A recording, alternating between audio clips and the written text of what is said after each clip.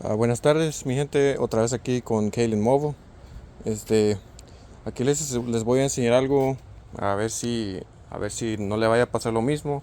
Ok, tuve un cliente anterior, lo que pasa, el cliente estaba batallando de aprender su carro en la mañana. Entonces, él estaba asumiendo de que, ok, la batería no sirvió, el alternador no sirve o el starter, ¿verdad?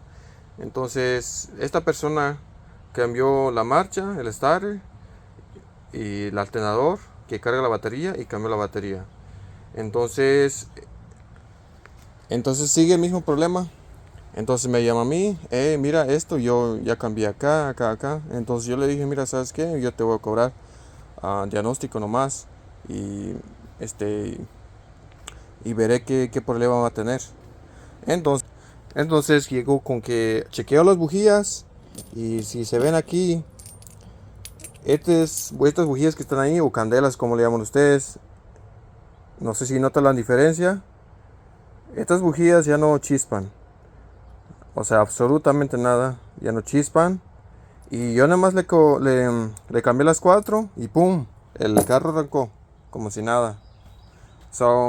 Primero, paga a alguien que haga un diagnóstico así, que es el problema exacto, en vez de estar gastando mucho dinero en cosas, partes que no son, ¿ok?